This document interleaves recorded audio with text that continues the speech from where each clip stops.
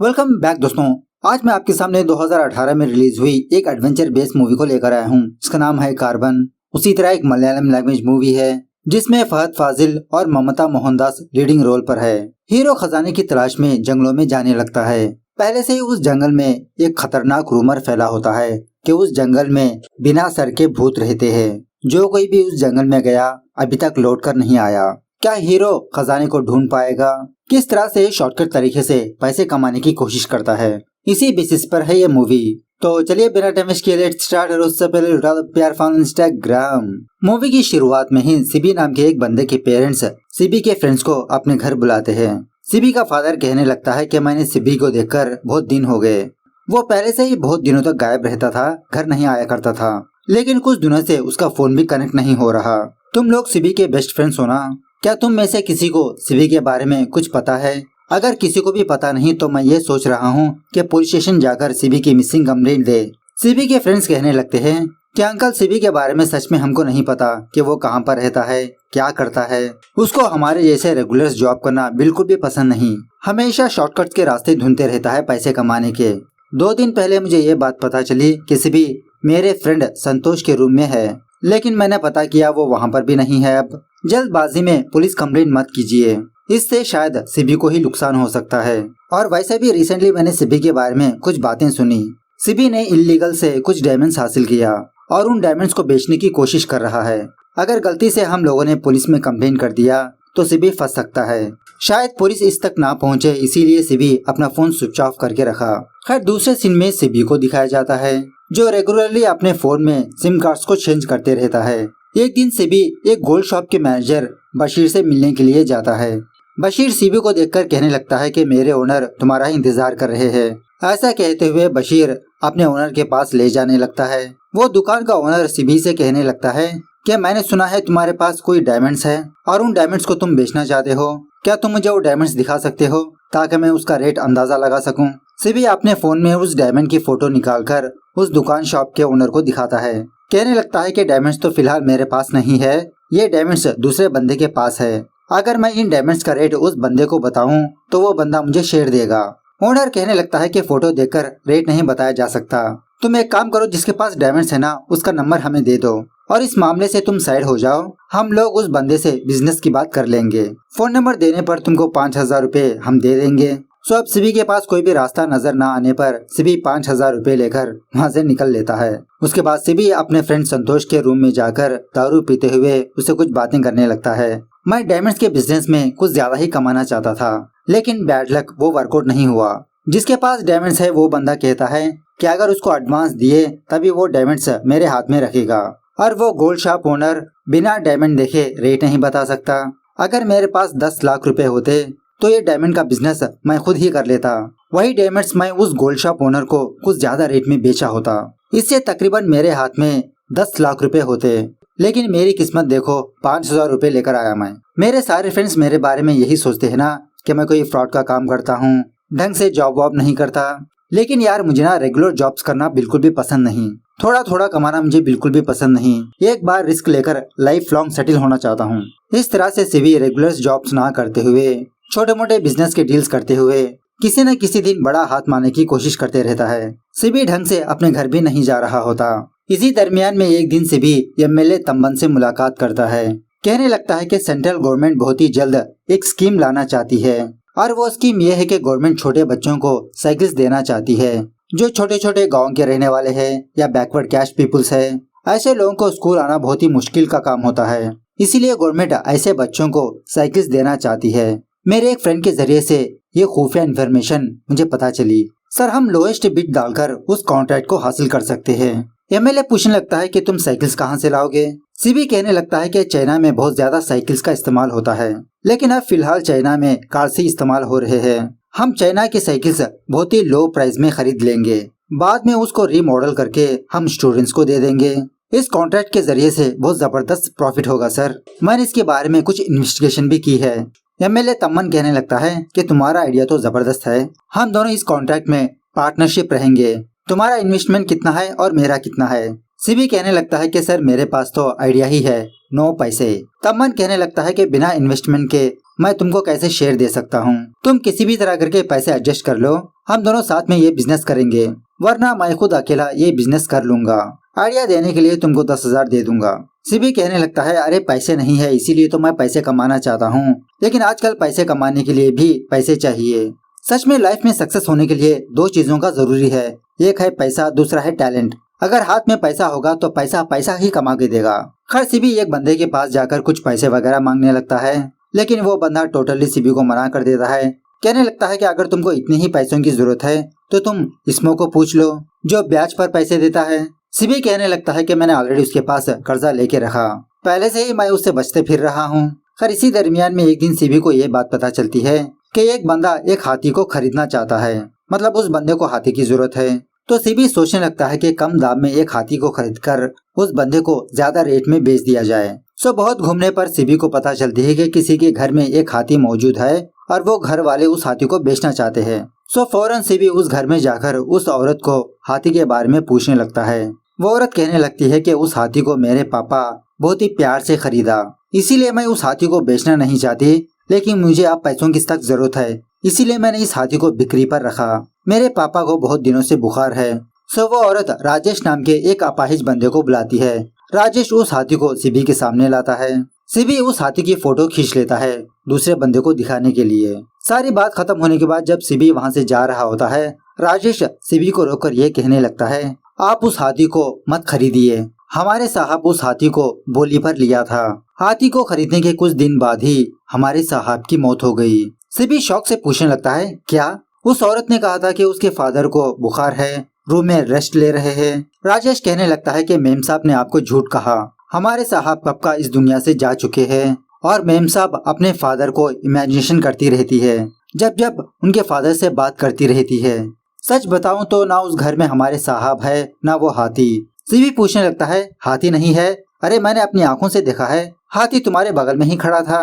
राजेश कहने लगता है कि वो हाथी नहीं, हाथी की आत्मा है। इस दुनिया में इंसान के समझ के बाहर काफी सारी चीजें हैं। मैं भी पहले भी ये आत्मा, भूत, पिशाच वगैरह को नहीं मानता था, लेकिन मैं मरने के बाद ही इन चीजों पर भरोसा करने लगा। ऐसा कहते हुए हंसने लगता है। सिबी पूछने लगता है, तुम मर चुके हो, इसका मतलब तुम आत्मा हो? ऐसा कहते हुए वहाँ से भागने लगता है। राजेश भी सिबी के पीछे पीछे भागने लगता है, उसको पकड़ने की कोशिश करता है, लेकिन बाद में पता चलता है कि ये सब कुछ तो इसका एक बुरा ख्वाब था। फटाफट से नींद से जाकर सिबी अपने फोन में उस हाथी और राजेश की फोटो देखकर तसल्ली लेने लगता है। इस तरफ सिबी दोबारा बशीर के जरिए से उसके गोल्ड ओनर के पास जाता है, क्योंकि उस बंदे से कुछ पैसे पूछने के लिए। उस एमएलए के साथ बिजनेस करना है ना, इसीलिए। गोल्ड शॉप ओनर सिबी से कहने लगता है, मैंने रिसेंटली फॉरेस्ट एरिया में एक स्टेट को खरीदा, उस स्टेट को दोबारा रिमॉडल करके रिसोर्ट बनाना चाहता हूँ। तुम वहाँ पर अकेले जाकर उस रिसोर्ट को ठीक करवाओ। फॉरेस्ट एरिया होने की वजह से वहाँ पर ढंग से फोन सिग्नल्स भी नहीं मिलते। तुम्हारे साथ साथ एक कुक भी रहेगा। अगर तुमने ये काम कर दिया तो मैं तुमको पैसे दूंगा। सो सिबी इस डील को ओके कह देता है। उसके बाद सिबी बहुत ही मुश्किल से फॉरेस्ट के उस स्टेट के पास पहुँचता है। सिबी के साथ साथ वहाँ पर बालन नाम का एक बंदा रहता है। सारा स्टेट दिखाते हुए सिबी से कहने लगता है कि मैं बचपन से ही इस स्टेट पर रहते आ रहा हूँ। रात होने के बाद सिबी अकेले स्टेट के बाहर दारू पीते रहता है। बालन सिबी के पास आकर कहने लगता है कि ऐसे तुम अकेले मत रहा करो, ये जंगल कोई मामूली जंगल नहीं, इस जंगल में काफी सारी कहानियाँ छुपी है, बहुत डेंजरस भी है। सिबी कहने लगता है कि हम लोग यहाँ पर कस्टमर्स के लिए रिसोर्ट बनाने वाले हैं, अगर तुम ऐसे फिजूल की बातें करोगे तो बिजनेस को बहुत नुकसान हो सकता है। बालन कहने लगता है, फिजूल की बातें नहीं सर, ये जंगल सच में बहुत ही डेंजरस है। बहुत सालों पहले टीपू सुल्तान इस गांव के राजा पर आक्रमण करने की कोशिश की थी।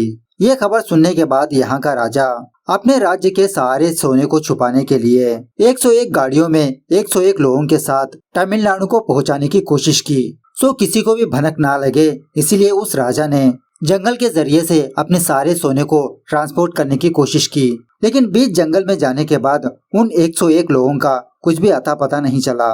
उस वक्त सुनने में आया था कि किसी ने उन 101 लोगों का सर धड़ से अलग करके उस सोने को उसी जंगल में छुपा दिया, इसीलिए उस प्लेस का नाम तलाकानी कहते हैं। उस सोने को हासिल करने के लिए काफी सारे लोग उस जंगल में जाने लगे, लेकिन कोई भी लौट कर नहीं आया। कुछ लोगों का ये भी कहना है बिना सर वाले 101 लोग उस सोने को प्रोटेक्ट कर रहे हैं। खैर दूसरे दिन स्टालिन नाम का एक बंदा इस स्टेट को आता है, और जब जब ये बंदा बालन से मिलने के लिए आता रहता है, सीबी को देखकर कहने लगता है कि मैं इस सारे जंगल को अच्छी तरह से जानता हूँ, अगर आपको कोई जरूरत हो तो मुझे बुला लेना। उसके बाद सीबी स्टालिन से कहने लगता है, तुमने कहा था ना कि तुम सारे जंगल को जानते हो, क्या तुम तलकानी प्लेस को जानते हो? उस प्लेस का नाम सुनते ही स्टालिन की बोलती बंद हो जाती है। सीबी से कुछ भी ना कहते हुए वहाँ से चला जाता है। उसी रात सीबी बालन से ये कहने लगता है कि मैंने आज सुबह स्टालिन के पास तलकानी का नाम लिया, लेकिन पता नहीं क्यों वो चुपचाप हो गया। बालन कहने लगता है, यहाँ के रहने वालों को तलकानी से बहुत डर है, कोई भी बंदा उस नाम को सुनना ही नहीं चाहता। पहले तो स्टालिन भी उसी तरह से हरकतें की, लेकिन जब मैंने उससे ये कहा कि मैं उसको पैसे दूंगा तो मुझे वहाँ पर ले जाने के लिए राजी हो गया। जंगल में इतना सारा सोना रखकर उसे हासिल ना करे तो क्या फायदा ऐसी जिंदगी का। बालन कहने लगता है कि तुमको तो तलकानी कहाँ पर है ये बिल्कुल भी आइडिया नहीं। स्टालिन किसी भी प्लेस पर ले जाकर वो तुमको यही कहेगा कि यही तलकानी है, और वैसे भी तुम जैसे काफी सारे लोग उस प्लेस को जाने की कोशिश की। खैर दूसरे दिन सीबी हिस्ट्री जानने वाले एक बंदे के पास जाकर बालन जिस स्टोरी को बताया वो स्टोरी बताते हुए उसके बारे में पूछने लगता है। सो इस बंदे से ये बात पता चलती है कि बालन की कहानी सच्ची है, मतलब उस जंगल में सोना मौजूद है, और वो भी तमिलनाडु और केरला के बॉर्डर पर ही, क्योंकि ये एरिया तमिलनाडु के बॉर्डर के पास ही रहता है। सो ये सुनने के बाद सीबी ठान लेता है कि किसी भी तरह करके उस प्लेस को जाएगा, उस सोने की तलाश करेगा। इसी दरमियान में एक दिन समीरा नाम की एक लड़की स्टेट को आती है। बालन सीबी से कहने लगता है कि समीरा जब जब हमारे स्टेट को आती रहती है। समीरा एक नेचर लवर है, फोटोज वगैरह खींचने के लिए हफ्ता 10 दिन रहकर वापस चली जाती है, और जब से सीबी समीरा को देखता है इस पर लट्टू होने लगता है। खैर धीरे धीरे सीबी और समीरा के बीच अच्छी खासी दोस्ती होने लगती है। इसी में सीबी समीरा से कहने लगता है कि मैं तलकानी प्लेस को जाना चाहता हूँ। समीरा भी सीबी के साथ जाने के लिए राजी हो जाती है एज ए ट्रिप के तौर पर। उसके बाद सीबी और समीरा ये दोनों स्टालिन से मुलाकात करते हैं। स्टालिन कहने लगता है कि गाड़ी से हम लोग कुछ ही दूरी तक जा सकते हैं, उसके बाद हम लोगों को जंगल में पैदल ही जाना पड़ेगा, जाने आने में शायद तकरीबन 6 दिन लग जाएंगे। आप लोग मुझे कैलकुलेट करके बताओ कि आप लोग वहाँ पर कितने दिनों तक रहना चाहते हो, उतने दिनों का हम लोग खाना पानी ले जाएंगे। और उसी तरह हम तीनों काफी नहीं है, मैं एक लड़के को जानता हूँ जिसका नाम है कन्ना, वो भी हमारी हेल्प कर सकता है। सो इस तरह से सीबी, समीरा, स्टालिन, कन्ना ये चारों लोग जंगलों में जाने लगते हैं। धीरे धीरे समीरा भी सीबी को लाइक करने लगती है। रास्ते के दौरान इन लोगों को काफी सारे मुश्किलों का सामना करना पड़ता है, और उसी तरह जहाँ पर पानी होता है उस जगह पर ये लोग कैंपिंग करने लगते हैं। दिन भर जंगलों में घूमकर रात होने के बाद दोबारा वही कैंप के पास आकर पहुँच जाते हैं रेस्ट वगैरह लेने के लिए। सीबी के दिमाग में यही होता है कि ये किसी भी तरह करके उस खजाने को हासिल करेगा, लेकिन समीरा एक नेचर लवर होने की वजह से अपने फोटोज पर ही फोकस करती रहती है। और उसी तरह स्टालिन और कन्ना को भी बिल्कुल भी यकीन नहीं होता कि इन लोगों को वो खजाना मिलेगा। बस ये दोनों यही सोचकर सीबी को जंगल घुमाते रहते हैं ताकि इन लोगों को कुछ पैसे मिल जाएंगे। हर वक्त सीबी स्टालिन से उसी खजाने के बारे में पूछते रहता है, बात करते रहता है। स्टालिन कहने लगता है कि उस खजाने के बारे में ढूंढना बहुत ही डेंजरस है। रिसेंटली मुर्गन नाम का एक बंदा भी खजाने के लिए जंगलों में गया था, लेकिन वो पागल होकर जंगल से बाहर आया, ट्रेन के नीचे अपना सर रखकर सुसाइड कर लिया था। वहाँ जाने पर बिना सर वाले भूत लोगों को श्राप दे देते हैं, लेकिन सीबी किसी भी तरह करके वहाँ पर जाना चाहता है। खैर इसी दरमियान में एक दिन सीबी, समीरा, स्टालिन उस जंगल में एक गुफा को देखते हैं। पहले स्टालिन जब उस गुफे में जाने की कोशिश करता है तो स्टालिन को ये एहसास होता है कि इस गुफा में शायद भालू हो सकता है। इसी में समीरा जो एरिया कवर कर चुके होते हैं वहाँ के पेड़ों को एक छोटा सा कपड़ा बांधती रहती है। खैर 2-3 दिन घूमने के बावजूद भी इन लोगों को खजाने का कोई अता पता नहीं होता। स्टालिन लौट के जाने की बात करता है, लेकिन सीबी कहने लगता है कि और थोड़ा एरिया बाकी है ना, उस एरिया को भी हम कवर कर लेंगे, वरना इतनी दूर आने के बावजूद भी हमारी मेहनत वेस्ट हो जाएगी। स्टालिन कहने लगता है कि सर तुम्हारे अंदर अब लालच भर चुका है, लालच बहुत बुरी चीज है। मैंने आपको मुर्गन के बारे में बताया था ना, मुर्गन और कोई नहीं कन्ना का फादर है। मुर्गन भी लालच में इस जंगल में आया था, लेकिन पता नहीं जंगल में क्या हुआ, वो टोटली पागल होकर अपनी जान दे दी। आपकी हालत भी मुझे मुर्गन जैसी नजर आ रही है, मेरी बात मान जाइए, हम लौट चलते हैं। लेकिन सीबी स्टालिन की बात नहीं मानता। सो फाइनली ये डिसाइड होता है कि समीरा, स्टालिन, कन्ना यहाँ से लौट चले जाएंगे। सीबी अकेला ही खजाने की तलाश में लगा रहता है। घूम फिर के फाइनली इसके पास पानी खाना भी खत्म हो जाता है। अपनी भूख को मिटाने के लिए पत्ते वगैरह खाने लगता है, काफी सारी बार गिरने लगता है, चोट आती है। जब सीबी बहुत ज्यादा वीक होने लगता है, जंगल के कुछ मशरूम्स को खाने लगता है। ये मशरूम्स खाते ही सिबी का दिमाग टोटली सटक जाता है। मतलब इसकी लाइफ में जो लोग होते हैं वो सारे लोग सिबी के आंखों के सामने नजर आने लगते हैं। कौन सा सच है कौन सा झूठ इसको कुछ भी पता नहीं चलता। इसी में सिबी समीरा को भी इमेजिनेशन करने लगता है। समीरा सिबी को उस भालू के गुफे में ले जाने लगती है। जब सिबी उस गुफा से निकलकर बाहर आता है उस गुफा में कुछ भी नहीं होता और ना ही उस गुफा के बाहर। बेचारा सिबी मायूस होकर वीकनेस से वहीं पर गिर जाता है। थोड़ी देर बाद जबरदस्त बारिश होने लगती है। उस बारिश के पानी को बहुत ही मुश्किल से पीने लगता है। तभी हम ये देखते हैं कि सिबी के कुछ ही दूरी पर सोने के सिक्के पानी में बह रहे होते हैं और सिबी इस बात से अनजान होता है। रोते हुए यही सोचने लगता है कि मैंने यहाँ पर आकर बहुत बड़ी गलती की, मुझे यहाँ पर आना नहीं चाहिए था। खैर उसके बाद बहुत ही मुश्किल से सिबी उस जंगल के बाहर आकर एक गाड़ी से लिफ्ट मांगने लगता है। ड्राइवर से कहने लगता है कि मुझे स्टेट के पास जाना है। ड्राइवर कहने लगता है कि तुम केरला में नहीं बल्कि तमिलनाडु में हो, बस के जरिए से वहाँ पर तुम जा सकते हो। सिबी पूछने लगता है क्या तुम मुझे उस स्टेट के पास ले चलोगे। ड्राइवर कहने लगता है कि इसमें तो बहुत खर्चा आएगा। तभी सिबी एक सोने का सिक्का दिखाकर कहने लगता है क्या इससे काम चल जाएगा। इस तरह से ये मूवी यहाँ पर दी एंड होती है। मतलब सिबी ने उस खजाने को ढूंढ लिया है और दोबारा पक्का प्रिपरेशन के साथ वहाँ पर जाकर उस सारे खजाने को हासिल कर लेगा। ये मूवी देखकर एक कोटेशन याद आती है, नेवर गिव अप। और इसी तरह शाहरुख खान का वो डायलॉग है ना। खैर मूवी कैसी लगी कमेंट करके बताना जरूर। मिलते हैं अगली वीडियो में, तब तक take care, bye bye, see you soon.